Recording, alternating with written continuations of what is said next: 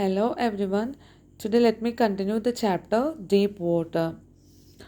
The narrator William Douglas had developed a terror of water since childhood and he was able to overcome his fear by sheer determination.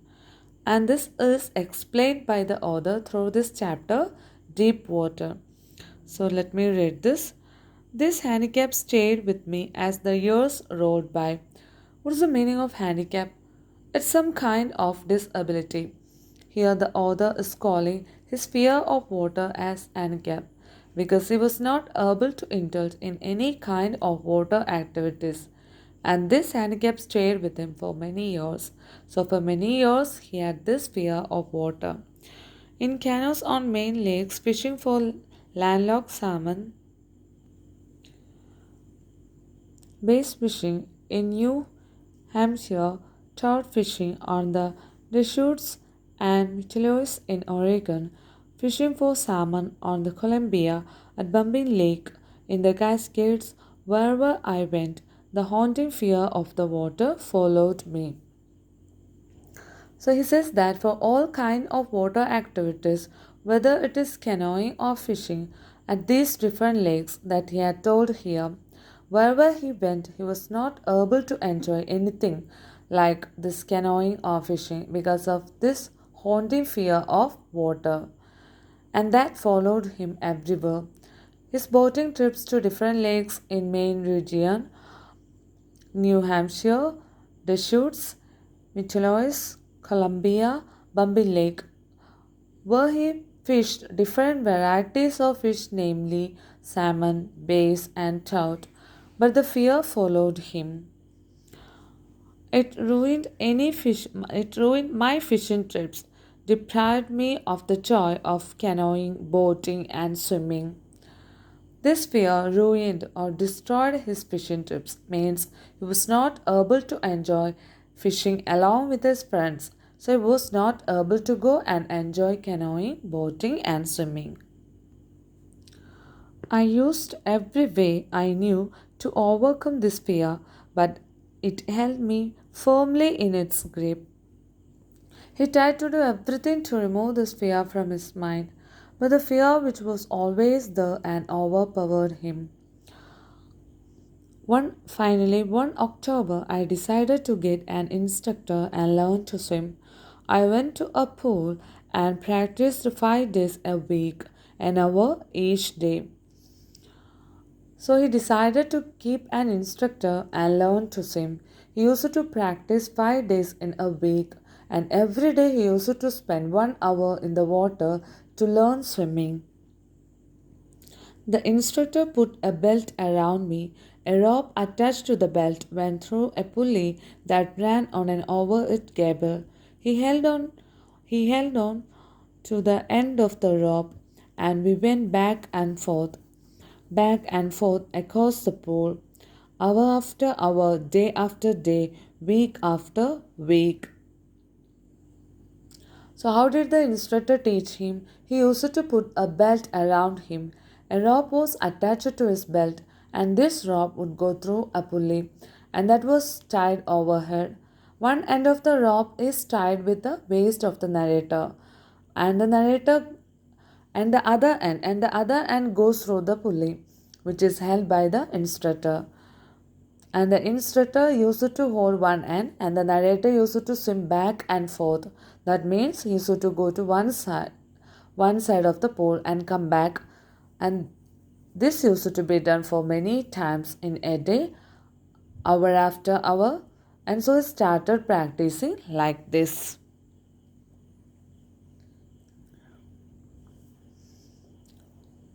On each trip across the pool, a bit of the panic seized me.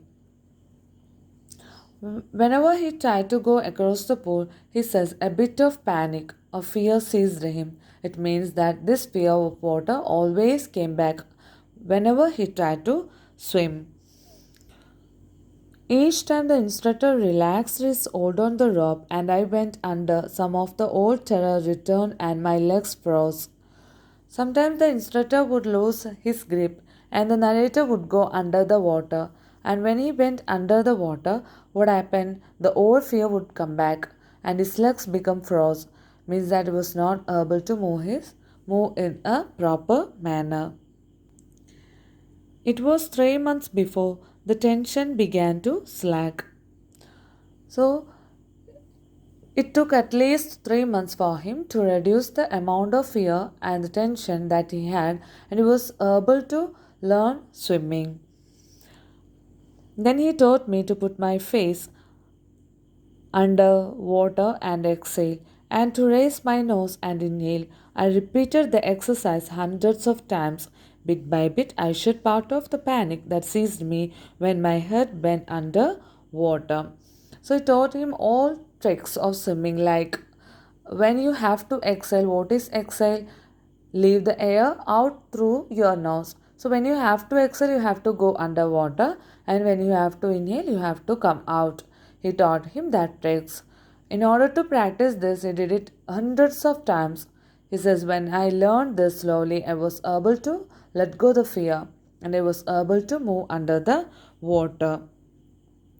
Next, he held me at the side of the pool and had me kick with my legs. For weeks, I did just that. So, what did the instructor do next? First, he taught him how to breathe inside the water and come out of the water, inhale and exhale. Now, what did he do? He took him to the side of the pool and taught him how to kick with legs. He practiced this for weeks together. For weeks, I did just that. At first, my legs refused to work, but they gradually relaxed, and finally, I could command them. His legs were not supporting him while he was trying to practice, but slowly he was able to do what was he wanted to. That is kicking with legs. Thus, piece by piece, he built a swimmer. So slowly, the instructor was able to build a very good swimmer out of the narrator. And when he had perfected each piece, he put them together into an integrated whole. The instructor had taught him all the tactics that a good swimmer needed to know. He taught him how to inhale and exhale. He taught him how to kick him with legs. And he also taught him other different kinds of techniques. So finally, the instructor was able to make him a swimmer. In April, he said, "Now you can swim. Dive off and swim the length of the pool, crawl stroke." After making a perfect swimmer, one day in April, the instructor told him that now you can go and swim, and he also asked you to dive into the pool and use the crawl stroke. Actually, what is the meaning of crawl stroke? It's a racing stroke, which is usually regarded as the fastest and most efficient stroke. I did. Yeah, he said that he did what the instructor had told him. The instructor was finished. The instructor was finished means that his job was over because he was able to make a perfect swimmer out of the narrator. But I was not finished. Yeah, he says that his job was not over. What was his goal? His goal was to remove the fear completely. He says that that was still not over. I still wondered if I would be terror stricken when I was alone in the pool. So here he still had his own doubts that to know whether his fear would come back, especially when he was alone in the pool. So he tried it. So what he did, he here. So what did the narrator try? Go into the pool alone. I swam the length up and down. So he went to the pool and he swam up and down, and tiny vestiges of the old terror would return. But now I could frown and say to that terror, "Trying to scare me, eh? Well, here's to you. Look," and off I would go for another length of the pool. Well, actually, what is the meaning of tiny vestiges? Tiny vestiges means that trace of something. Here, the small amount of fear.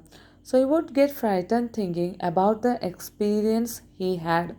He says that when the fear would return, he would boldly try to speak to the terror itself, telling that, "See, look here, are you trying to scare me?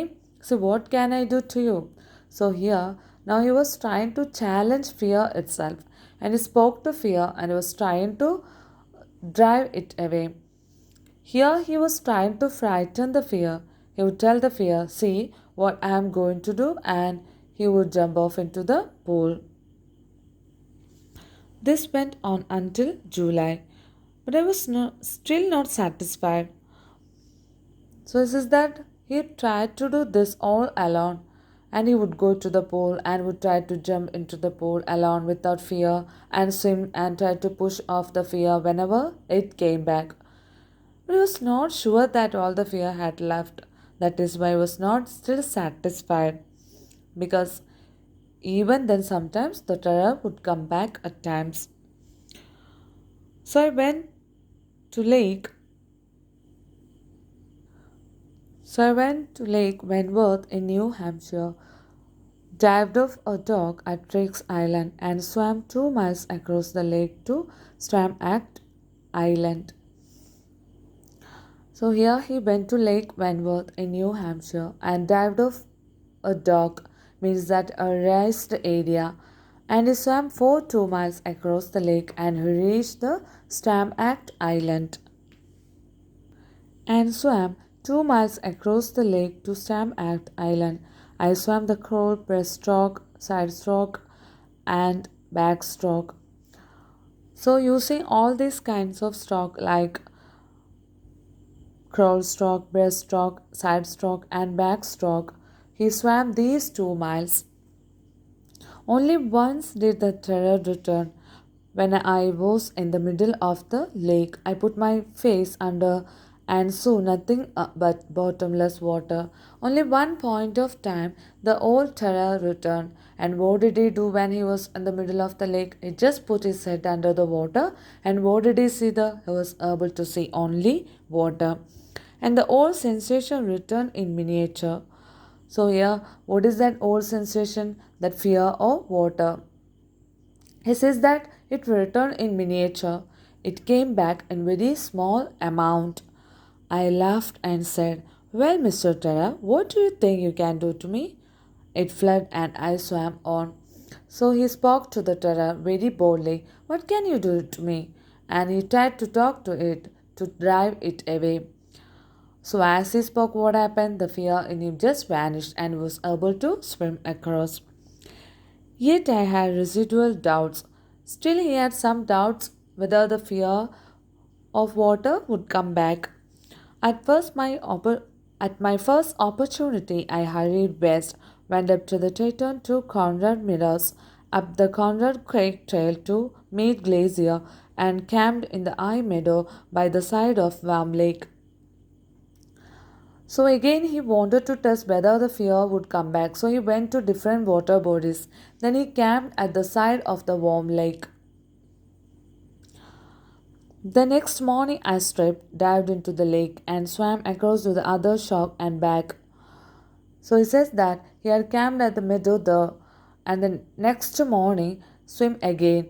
So he stripped, removed his clothes and dived into the lake and swam across the shore, and he went to the other shore and returned back just as KOPPAM used to do.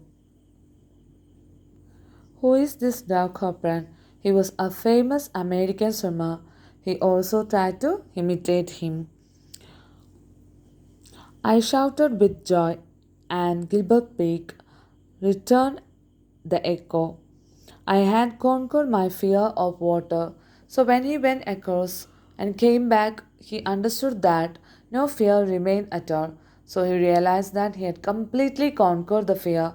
He was so happy and he shouted with joy. He was at Gilbert Peak. When he shouted, he could hear the echo. He says that he had completely conquered the fear of water. The experience had a deep meaning for me, as only those who have known stark terror and conquered it can appreciate. He says that that moment was very great for him and had a great importance for him. Which moment he is talking about? The moment he had conquered the fear of water. See, he is the person who had really known what is stark terror and how he had conquered it. He had the personal experience of fear and now he was able to conquer him. conquer it. In death, there is peace. There is terror only in the fear of death. If you die means that there is peace. You don't have to bother about it, anything when you die.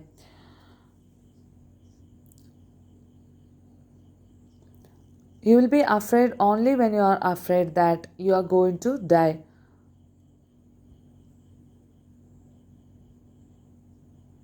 So there is terror only in the fear of death, as Roosevelt knew when he said, all we have to fear is fear itself. So you'll be afraid only when you're afraid that you're going to die. At this point, he remembers what Roosevelt had said. Who is Roosevelt? He was the American president, and he said, all we have to fear is fear itself. What does it mean?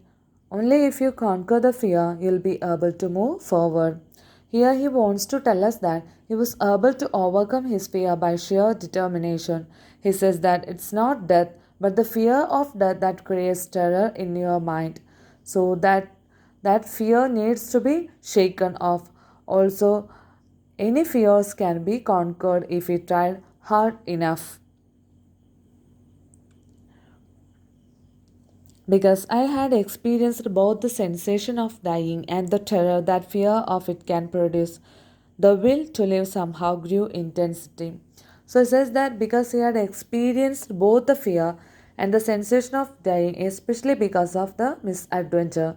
He says that this sentence had a deep meaning for him, and he had the great desire to overcome this fear. That's why his will to live and overcoming this fear kept on increasing, and finally he was able to overcome this fear. At last I felt released, free to walk the trails and climb the peaks and to brush aside fear.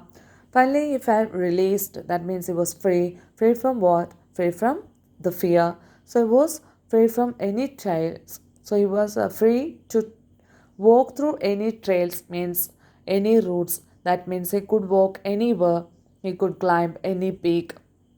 And to brush aside fear, what does it mean? It means that he removed fear from his mind completely. That means he conquered the fear that he had. So, through this story, Deep Water, the narrator wants to convey that nothing stands before a determined person. A person with strong willpower can overcome all the obstacles in the path of his success. Thank you.